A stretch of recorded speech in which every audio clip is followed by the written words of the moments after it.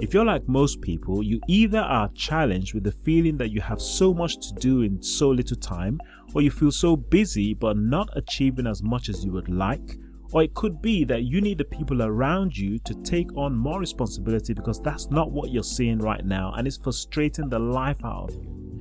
If any of these challenges or anything similar is what you're facing, then The 7 Habits of Highly Effective People by the late Stephen Covey will definitely give you the solution to these common problems. This book has sold millions of copies, and I can say that every time I'm delivering a training session to leaders or managers, I always recommend that they read this book. This is simply because the 7 habits are timeless principles that can be applied at any stage or phase in life. The principles are like gravity. Whether you agree with them or not, if applied, they work. If you don't apply them, they can work against you. So in this short video, I'm going to walk you through the 7 habits so that even if you haven't read the book, you can immediately begin to take action on the concepts from this book. Now, if you're a member of EveryBookOnBusiness.com, then download your book action guide and let's get started. Habit 1, be proactive. Now, when I ask an audience, what does being proactive mean? I usually get in response, taking initiative, or person who takes action, or a just do it person. Now, Covey explains that being proactive is that and a bit more. The term proactive means that every person as an adult must come to terms that they have the ability to choose their response in every situation. Typical problems that I hear from people, for instance, in the workplace are, I just keep on being pulled into various meetings, or statements like, I can't help it, or they made me do it. If this is what you say, then you're being reactive, not proactive. A proactive person chooses their response and takes responsibility. In other words, being proactive is realizing that in every situation, you must come to terms that as an adult, you have the ability to choose your response. How can you currently know if you're being proactive or reactive?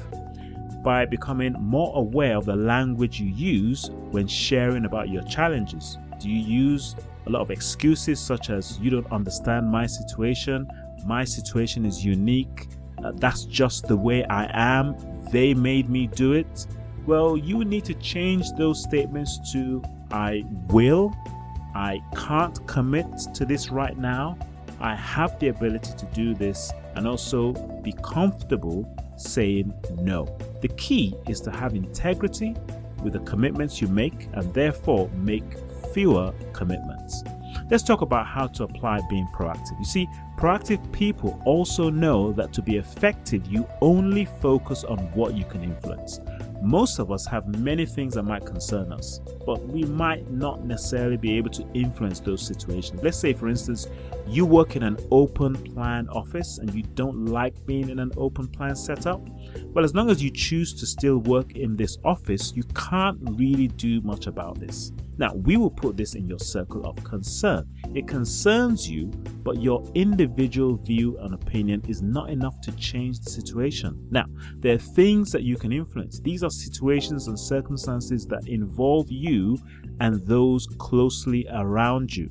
Proactive people focus their time and energy in their circle of influence and let go of the things in their circle of concern.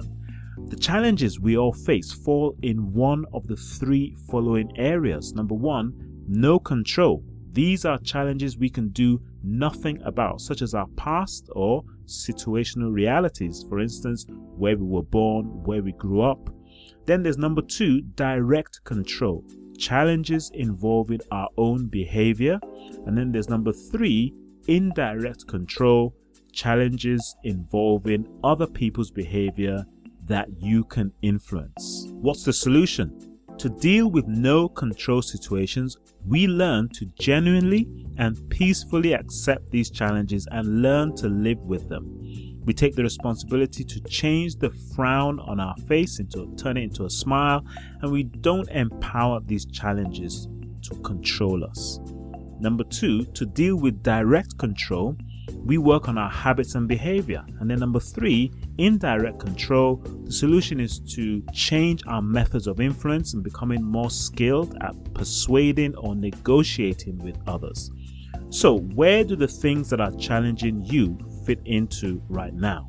No control, direct control, or indirect control? Okay, I've spent some good time explaining habit 1. That's because without understanding this, the rest can't work. So let's go to habit 2. Habit 2, begin with the end in mind. This principle is based on the fact that you have to personally know where you're going in order to know if you're going to get there.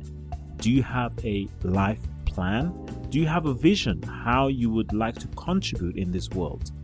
What would you like people to say at your funeral? Well, you might never know, obviously, because you're not going to be there. But habit 2 gives you the opportunity to write out your personal mission statement that might enable you to influence what people might say at your funeral. Now, the solution: what would you like to accomplish in life? And do you have that answer written down? Habit 3, first things first. Without habit 1 being proactive and habit 2 begin with the end in mind, habit 3 actually makes no sense. A lot of people tell me that they would love to be able to manage their time properly and more effectively. You can only apply habit 3 when you've answered the question, where am I going? So, if building a business, helping more customers, or spending more time with your family are important activities for you, then you would need to proactively allocate more time to those activities. Covey introduces the time matrix that explains the 4 main categories that our daily tasks and activities fall into.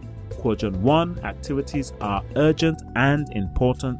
Quadrant 2, activities are not urgent but important. Quadrant 3, activities are urgent but not important to you. Quadrant 4, activities are not urgent and also not important to you. You're more likely to find that the things that you know you should be doing are most likely to be not urgent but important, or quadrant 2. This he explains in an analogy about putting rocks, gravel, sand and water in a jar, with the conclusion that if the jar represents your week and if the rocks represent your quadrant 2 activities, then you would never get them in if you don't schedule them in first. The solution: learn to plan weekly and schedule your priorities and learn how to say no.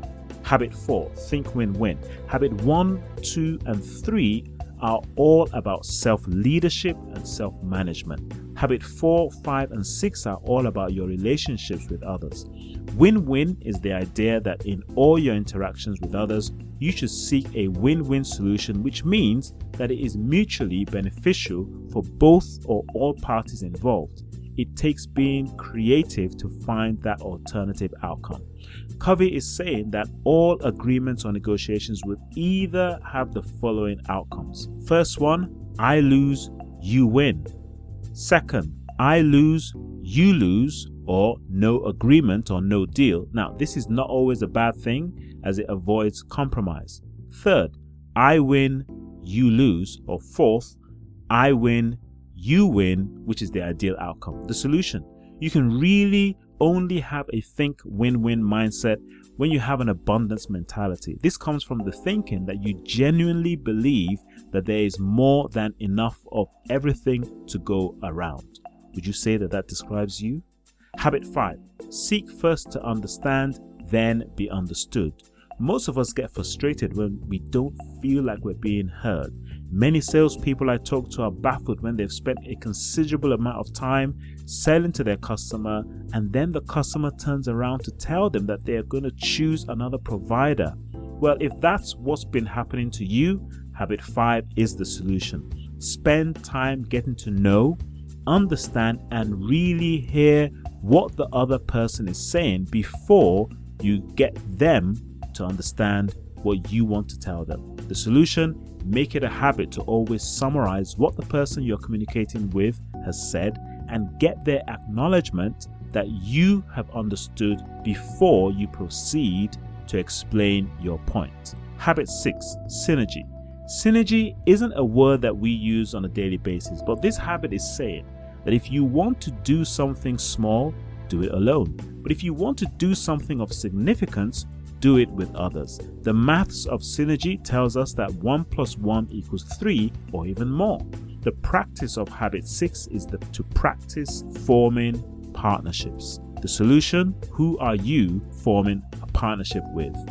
Habit 7, sharpen the saw. This comes down to you making it a habit of managing yourself. If you keep using an axe to cut down a tree, at some point the axe is going to get blunt.